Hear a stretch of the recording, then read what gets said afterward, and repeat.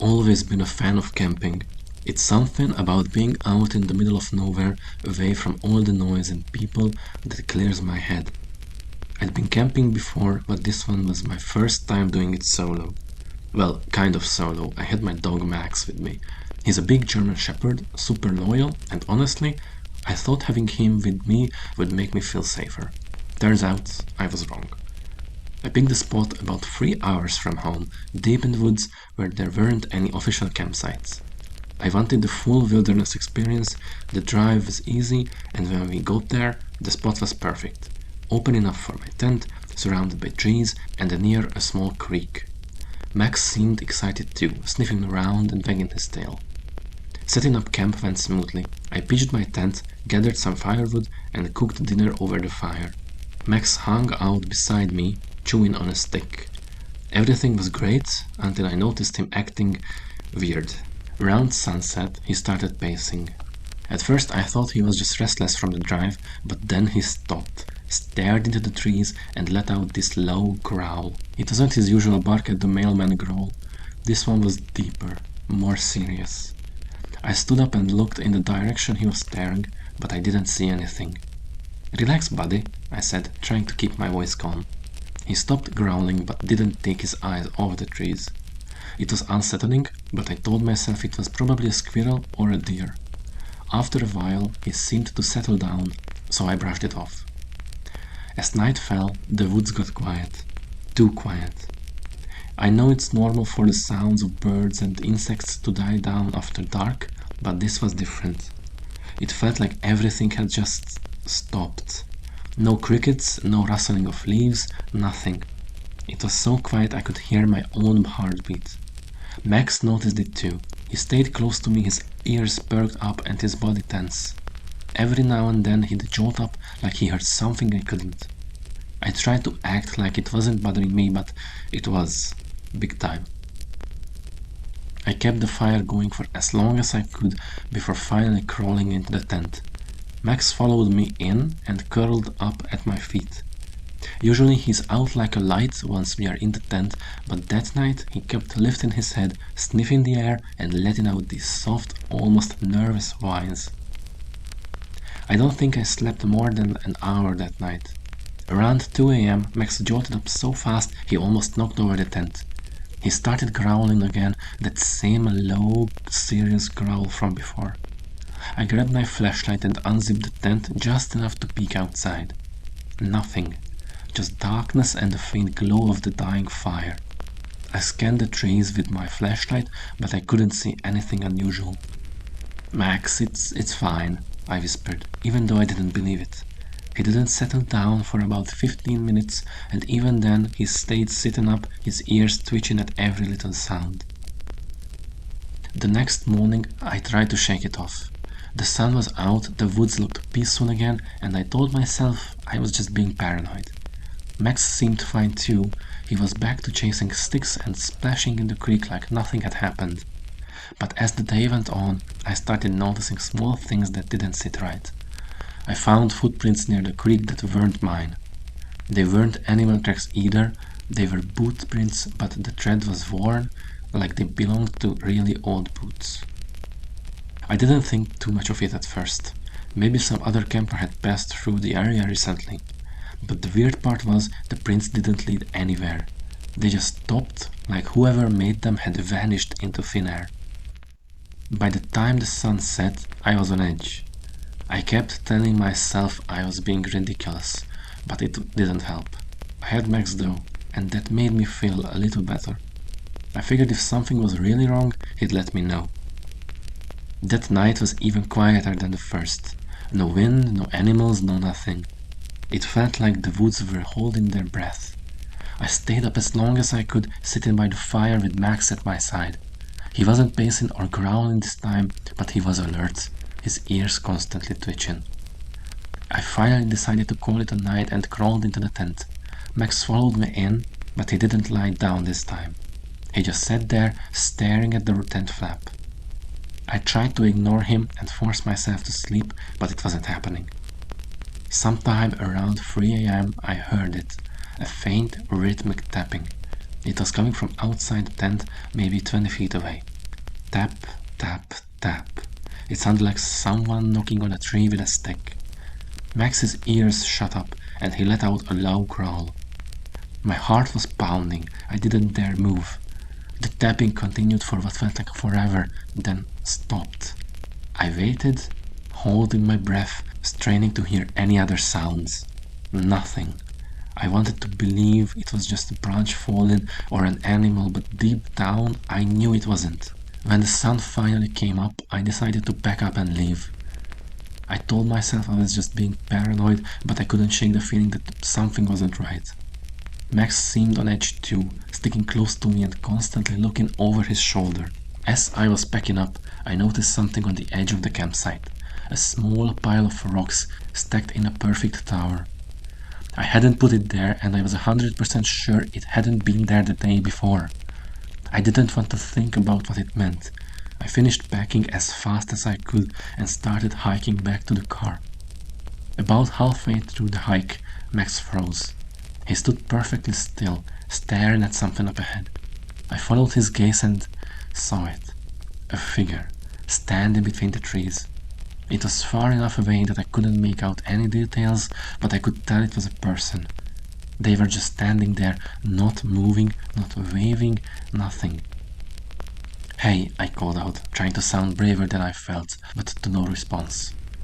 I tightened my grip on Max's leash and started walking again, keeping an eye on the figure.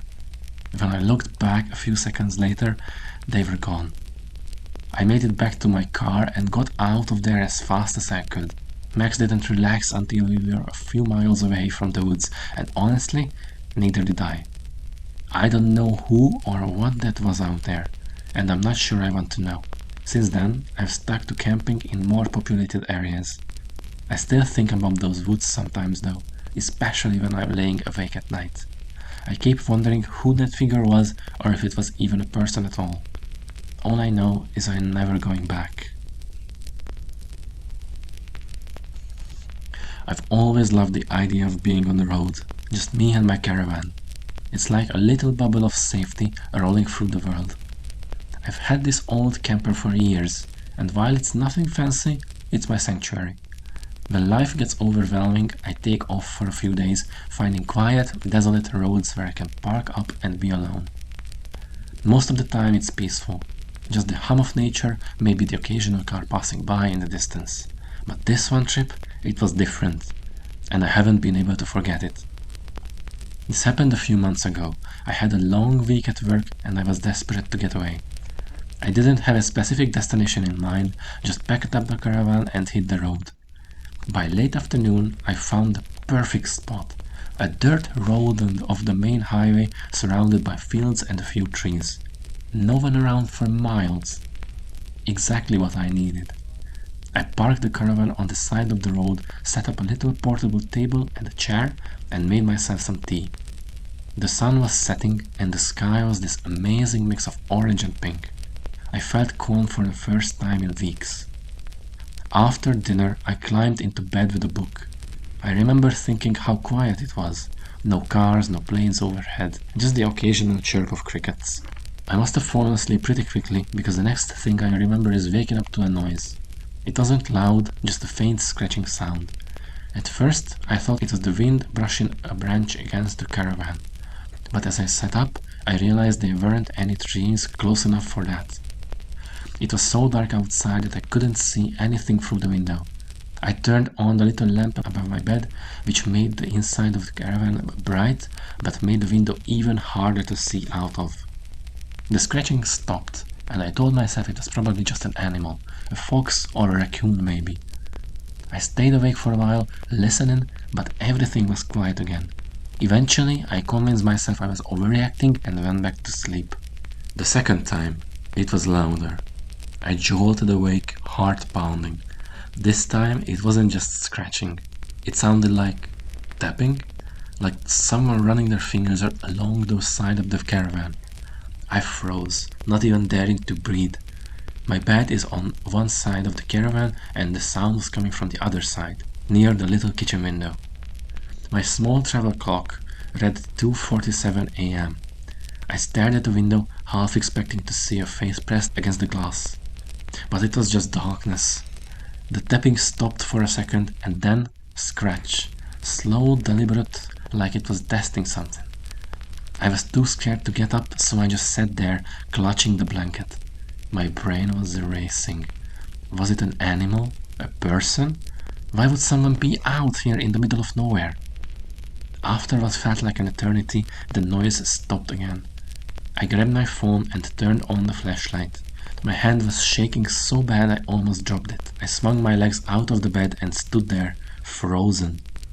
The kitchen window was the closest, so I decided to check out that one first. I crept toward it, every step making the floor creak louder than I thought possible. My phone's light was bouncing off the metal walls, making everything look weird and distorted. When I got to the window, I hesitated.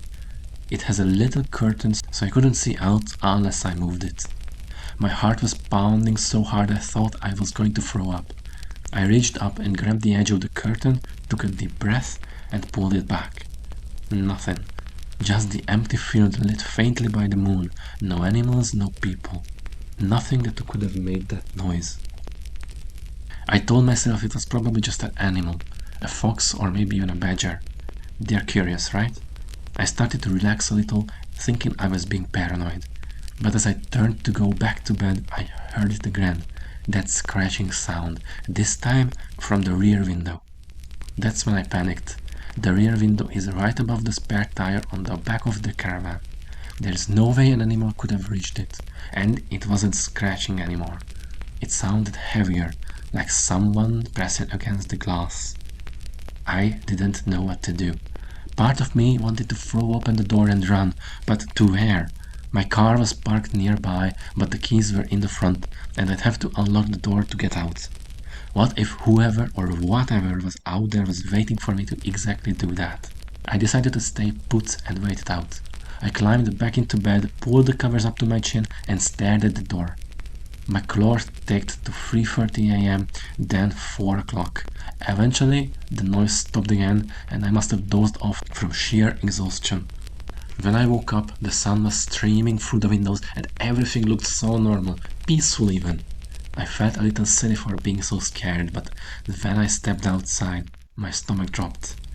There were scratch marks all along the side of the caravan. Long, thin lines etched into the paint. Some of them were deep enough that the metal was exposed.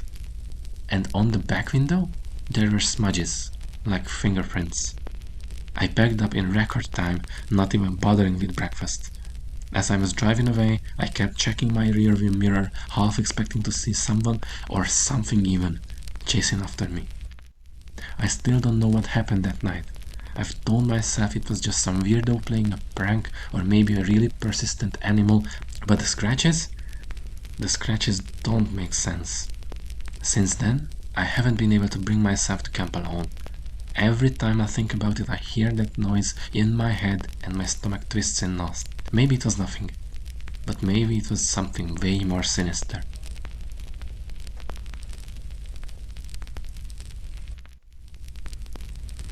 A few months back, my friends and I decided to go on a weekend hiking trip.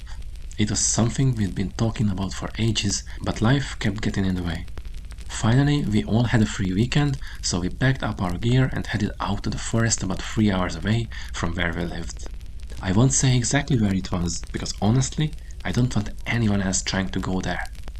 It was me, Jake, Liam and Mason. We are all pretty outdoorsy, so this wasn't our first camping trip. We wanted to challenge ourselves though, so we picked a trail that was way off the beaten path.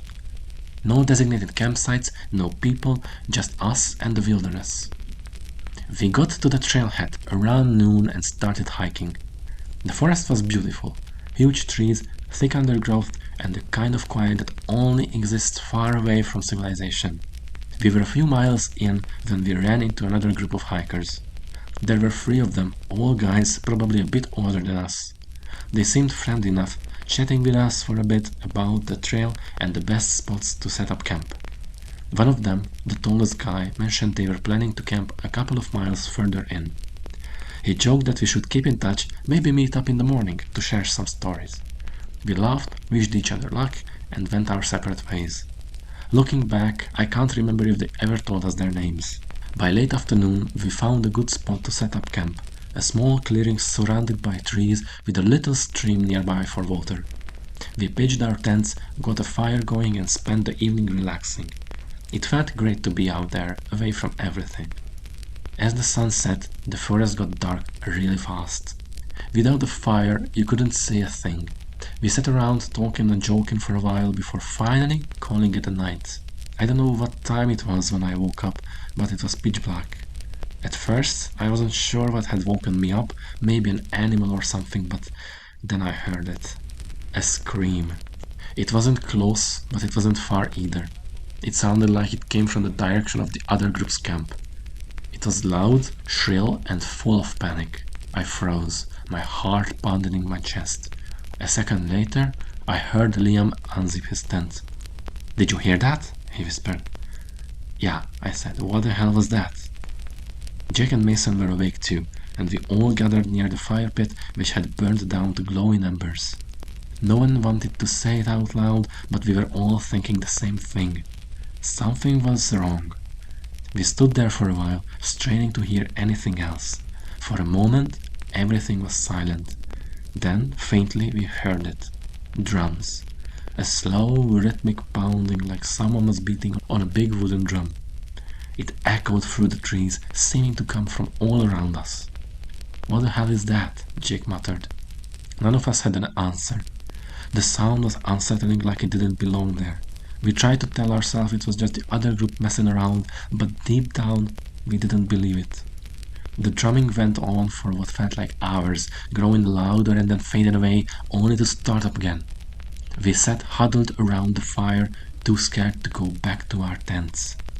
At some point, the drumming stopped. The silence that followed was almost worse. Every little noise, the rustle of leaves, the snap of a twig, made us jump. We didn't know what to do. None of us wanted to go check on the other group, but staying put felt just as dangerous. "I think we should leave," Mason said at one point, his voice shaking. Jake shook his head. "It's too dark, we'll get lost." He was right. The trail was hard enough to follow in daylight. At night, with only our flashlights, we'd never make it back to the car. Reluctantly, we decided to stay, though none of us planned to sleep. As dawn started to break, we heard movement in the trees. At first, we thought it was an animal, but then we saw him. A guy stumbling towards us. It was one of the hikers from the other group.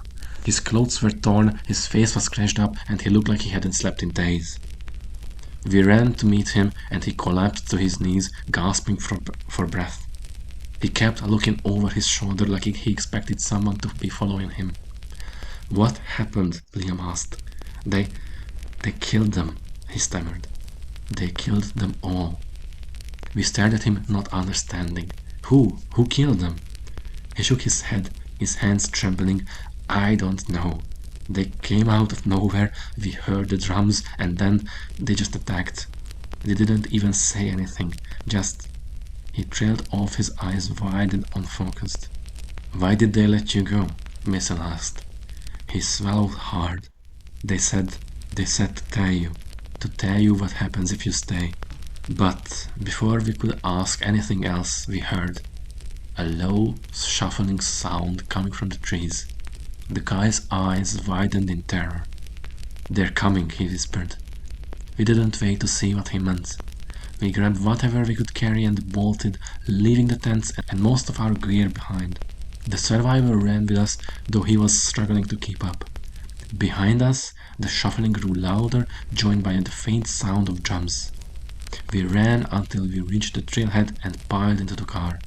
I don't think any of us breathed until we were miles away from the forest. We never reported what happened, but what would we even say? That a group of mysterious people, or whatever they were, attacked a bunch of hikers in the middle of nowhere? Who would believe us? I haven't been camping since. None of us have. Sometimes, late at night, I think about the survivor's words, that they let him live to tell the tale. And I wonder what would have happened if we hadn't listened.